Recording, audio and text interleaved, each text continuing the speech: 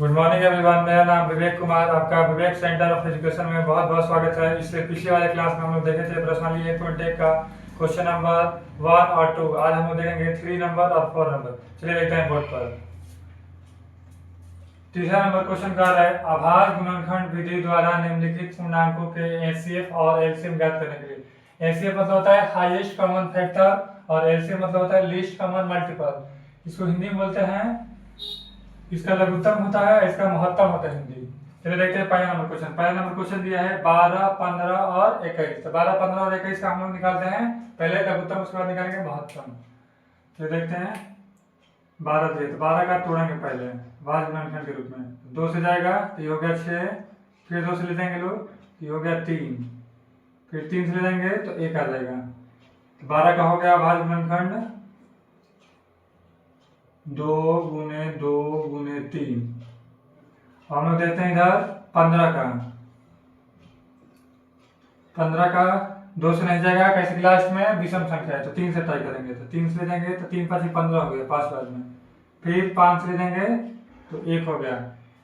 15 का फैक्टर आया है 3 गुने 5, तो यहाँ पर लिख दे रहे हैं 15 3 गुने 5। उसके बाद लास्ट में है 21। तो चलिए 21 को तोड़ रहे हैं, 21 को कितना आ रहा है। 21 को तोड़ने के बाद लास्ट में 1 है, यानी एक विषम संख्या। तो 2 से नहीं जाएगा तो 3 से ट्राई कर रहे हैं। 3 से ले जाएंगे लोग तो 70 क्या 7 बार हो जाएगा, फिर 7 से ले जाएंगे 1 हो गया। अब इसका लिख रहे हैं गुणनखंड। 21 का आया है 3 गुने 7। इतना करने के बाद अब हम लोग निकालेंगे एलसीएम और एचसीएफ। पहले निकाल दे रहे हैं एचसीएफ बराबर एचसीएफ वाई होता है जो तीनों में मिले, तीनों में कॉमन हो। तीनों में इसमें भी 3 है, इसमें भी 3 है और इसमें भी 3 है। 3 के अलावा और कोई नहीं है, इसलिए इसका हो गया एचसीएफ 3। उसके बाद निकालेंगे हम लोग एलसीएम। एलसीएम जिसमें जो सबसे ज्यादा है उसी को लिया जाता है। तो इसमें दो को है, एक यहाँ पर एक यहाँ पर। इसमें 2 1 भी नहीं है, इसमें भी 2 1 भी नहीं है, तो 2 वाला 2 लिखेंगे 2 गुने 2। अब इस बार 3 देखा है, 3 इसमें भी एक ही है, इसमें भी एक ही, इसमें भी एक ही, तो कोई एक 3 लिख देंगे, 3 हो गया। उसके बाद 5 है, उसके बाद 7 है।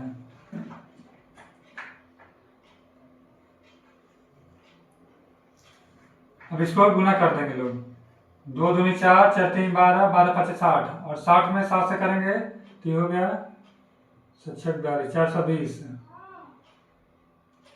पहला क्वेश्चन बन गया। चलिए देखते हैं अब हम लोग दूसरा नंबर क्वेश्चन पर। इसका लघुत्तम हो गया इसका।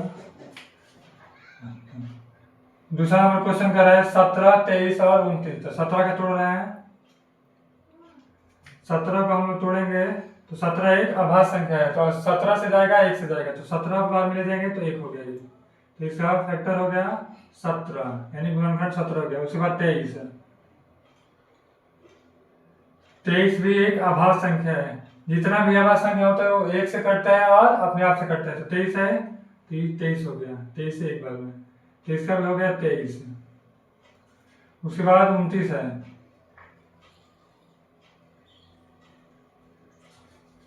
29 भी एक अभाज्य संख्या है। इसको 29 बार 29 से ले जाएंगे तो एक बार ले जाएगा, ये हो गया 1। इसका फैक्टर हो गया 29।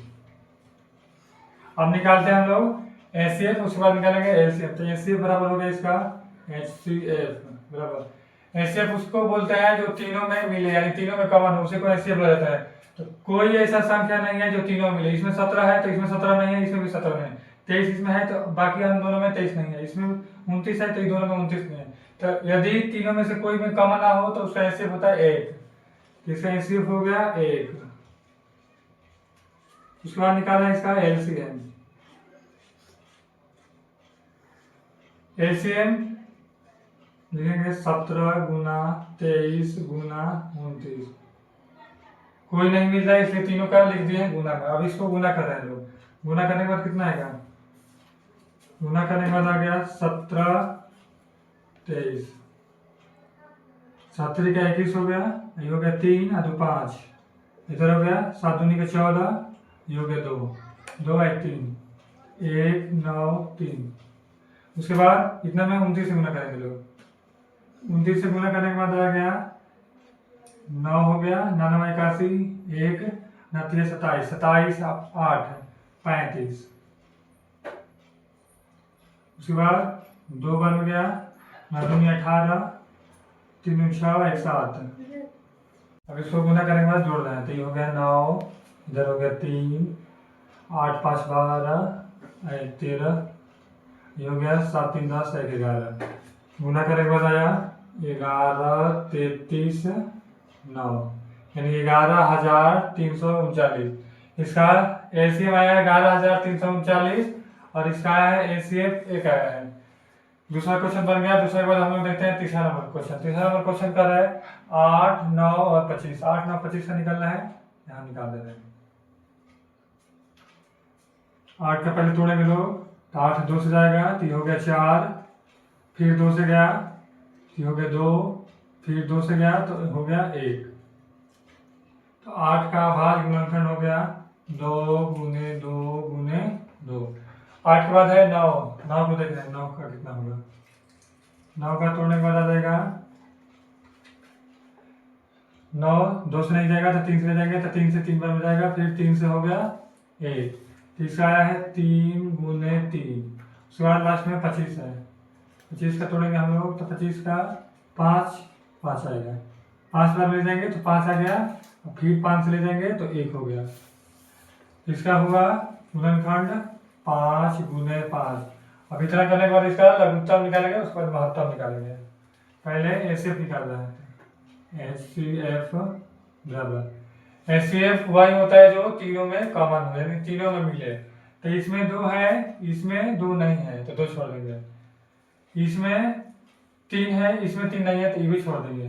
5 है इसमें तो इसमें 5 नहीं है, इसमें 5 नहीं है। तो यदि कोई संख्या ऐसा हो जो तीनों में नहीं मिले तो उसका एचसीएफ होता है 1। तो तीनों में से कोई एक ऐसा संख्या नहीं मिला है जो तीनों में मिल जाए तो उसका एचसीएफ हो गया 1। उसके बाद निकालेंगे एलसीएम। एलसीएम उसको बोलते हैं जिसका पावर सबसे ज्यादा जिसमें हो। इसमें 2 3 वो है और इसमें 2 1 भी नहीं है, इसमें 1 भी नहीं है तो 3 वो है तो 3 वाला लेंगे। 2 गुने 2 गुने 2। उसके बाद 3 इसमें 2 है, इसमें 1 भी नहीं, इसमें भी 1 भी नहीं तो 3 को 3 हो गया 2 बार। उसके बाद 5 2 बार। अब इसको गुना कर देंगे तो हो गया 2 में 2 से करेंगे तो 4 4 दूनी 8 8 के 24। इधर हो गया 24, इधर हो गया 15 और 15 5 75 हो गया। इसमें गुना कर देंगे लोग। ये हो गया 5 का 20, 5 दूनी 10 और 2 12, 7 का 28 हो गया, 7 दूनी 14 और 2 16, 0 ये हो गया 0, ये हो गया 7 1 8, ये हो गया 1, 1800 हो गया। ये हो गया इसका एलसीएम हो गया 1800, इसका एचसीएफ हो गया 1। तीसरा क्वेश्चन कंप्लीट कर दिए। उसके बाद देख रहे हैं हम लोग चौथा नंबर क्वेश्चन। 306 और 637 का दिया है 9। उसके बाद एलसीएम 306 और 637 का ज्ञात करना है हम लोग को। इसका फार्मूला होता है पहली संख्या गुना दूसरी संख्या बराबर एलसीएम गुना एचसीएफ। इसी फार्मूला पर हम लोग बैठा कर इसका आंसर निकालेंगे। ये देखिए पहली संख्या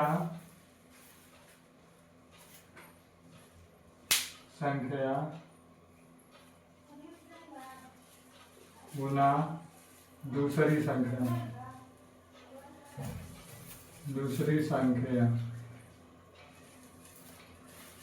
बराबर होता है एलसीएम गुना एचसीएफ। ये हो गया फार्मूला। तो पहली संख्या इसको कहेंगे और दूसरी संख्या इसको कहेंगे, यानी 637 हो गया दूसरी संख्या और पहली संख्या हो गया 306। इसको दिया गया है एचसीएफ 9 दिया गया तो पहले संख्या बैठा रहे तो पहली संख्या होगा 306 गुना दूसरी संख्या 637 बराबर एलसीएम में दिया है, एलसीएम नहीं दिया, एलसीएम ज्ञात करना है। एलसीएम इसका दिया है, एलसीएम की जगह दिया है 9, एलसीएम गुना एलसीएफ यानी 9।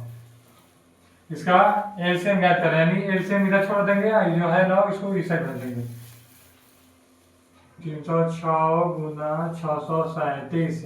इधर गुना में है तो बराबर किस इधर जाएगा, भागा में। इधर प्लस में आता तो इधर माइनस में आ जाता, गुना में है तो भागा में आ गया, तो बटा में आ गया 9। इधर हो गया LCM। उसके बाद कटने लगा है तो उसको कटा देंगे। 3 के पारा से जाएगा 3 बार में, 18 के पारा से जाएगा, ये हो गया 10 बार में 30 हो गया, 3 दूनी के 6, 2 बार में 102। अब उसके बाद फिर 3 से जाएगा तो हो गया 3 के 9 और 4 3 12, ये हो गया 34। यानी 34 गुना 637 बराबर LCM। वे साइड में गुना करते हैं, गुना करने के बाद आएगा 637 गुना 34, 7 28 हो गया, 4 3 12 2 14 हो गया, 6 24 1 25, 70 का 21, 3 के 9 1 10 1 11, 6 के 18 1 हो गया 19। जोड़ने के बाद आ गया 8 5 6 9 2 11 की 1 1 1 2,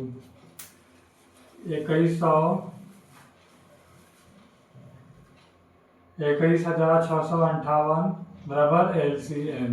इसको आगे भी लिख सकते हैं ऐसे, और LCM बराबर 21,658 बन गया इसका आंसर। LCM चौथा तक हम लोग देख चुके हैं। चौथे के बाद देख रहे हैं 5वां नंबर क्वेश्चन। 5वां नंबर क्वेश्चन कर रहे हैं, जांच करें कि क्या किसी तरह की संख्या n के लिए संख्या 6 के पावर n अंक 0 पर समाप्त हो सकता है कि नहीं, बस इसको बताना है और कुछ नहीं होगा। देखिए इसका आंसर किसी भी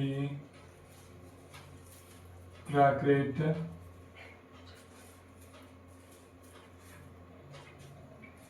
संख्या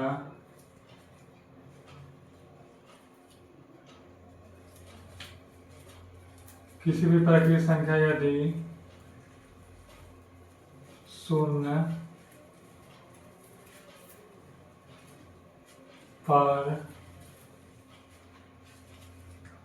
समाप्त होना चाहे तो वह तभी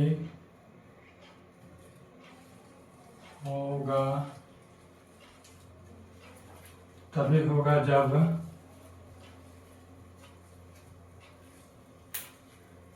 उसका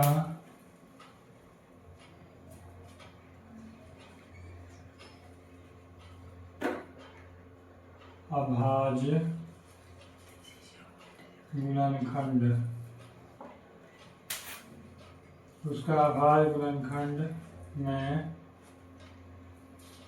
2 गुने 5 का गुणनखंड हो।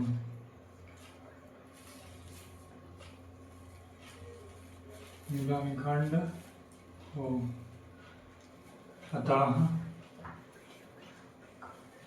6 का होता है अभाज्य गुणनखंड, 6 का 2 गुने 3, तो इसमें 2 है लेकिन इसमें 5 नहीं है। 5 रहता तभी ये 0 पर समाप्त हो सकता था, इसे लिख देंगे 6 का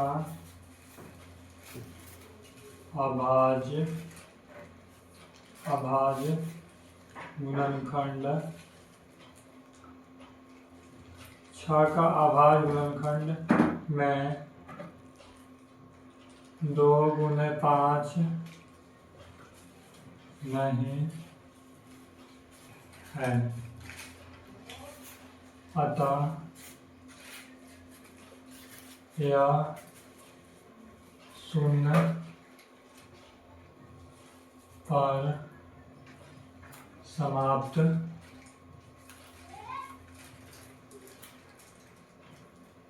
नहीं हो सकता है। यहाँ पर 2 है लेकिन 5 नहीं थे। यहाँ पर अतः 6 का अभाज्य गुणनखंड में 5 नहीं है, अतः यह 0 पर समाप्त नहीं हो सकता है।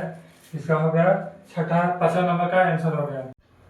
आज हम लोग प्रश्नावली 1.2 का क्वेश्चन नंबर 5 तक कंप्लीट कर चुके हैं। इससे अगला वीडियो में क्वेश्चन नंबर 6 और 7 देखेंगे। यदि आपको इस लेसन को समझ में आया होगा तो लाइक, सब्सक्राइब एंड कमेंट जरूर करें। धन्यवाद।